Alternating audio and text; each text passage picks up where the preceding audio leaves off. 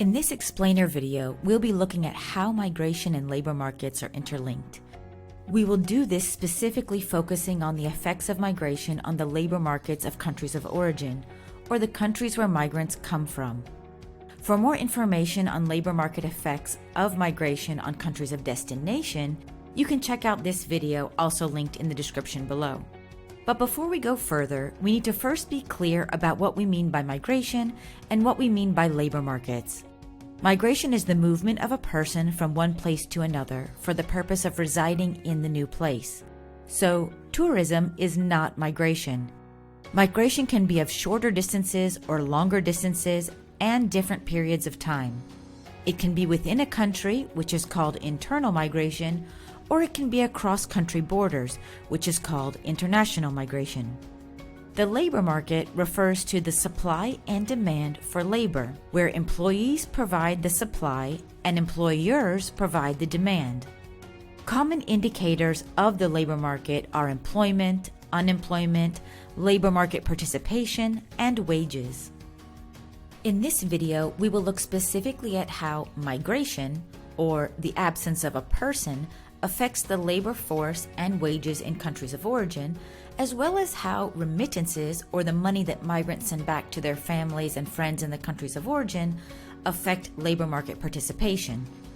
We will also discuss specific effects of migration on labor market aspects like child labor, and additionally, we will cover how migration and remittances affect entrepreneurship, and also the migration of the highly skilled, or the so-called brain drain.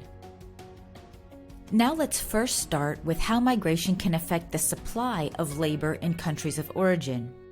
Through the global movement of the labor force, or migration, origin areas are often relieved of their labor surplus. That means that in areas with high unemployment, the migration of the unemployed can take pressure off the local job market. At the same time, the non-migrant labor force, so those who do not move, can benefit from increased wages because of the decrease in labor supply. Since there are fewer people to do the jobs, those that are left can charge more for their services. Of course, if this difference becomes too great, there could also be shortages in the market, like for example, too few plumbers in an area to meet demand. The effect of emigration on wages can be different across different populations.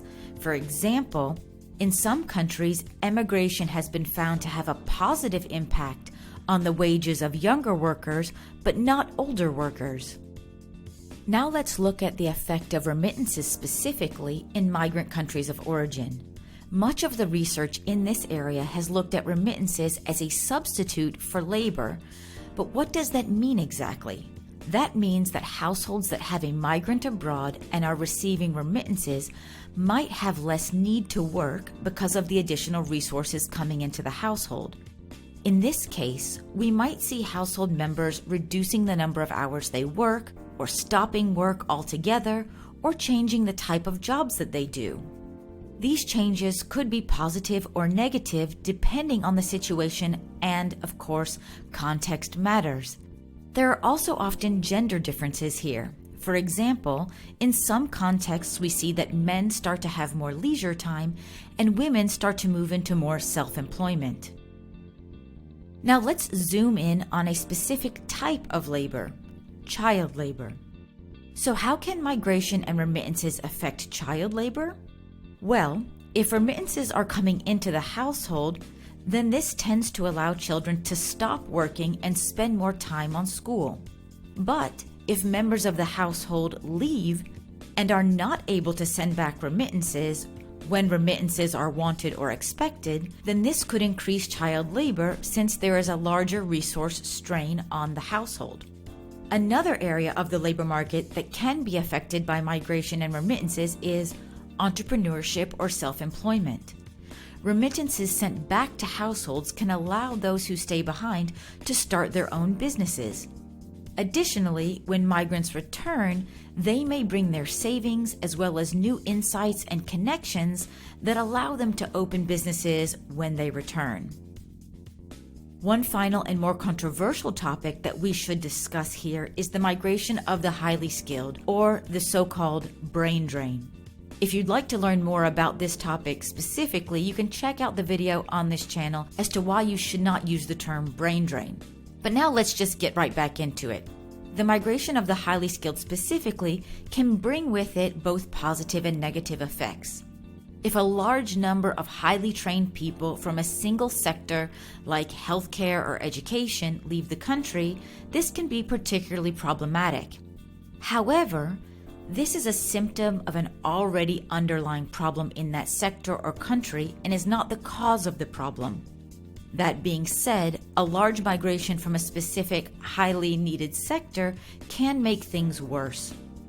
On the other hand, the emigration of highly skilled labor brings both indirect and direct positive effects.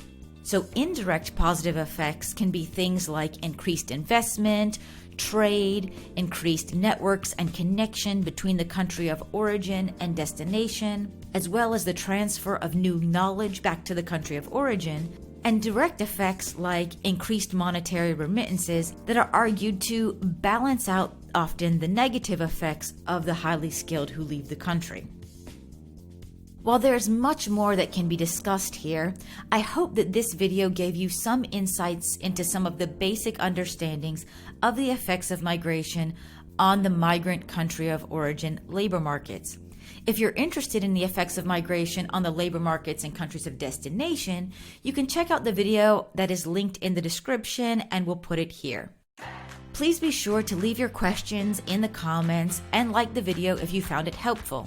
If you're new here, don't forget to subscribe and hit that notification bell to never miss the channel's weekly videos. And I do hope to see you next time. Bye-bye.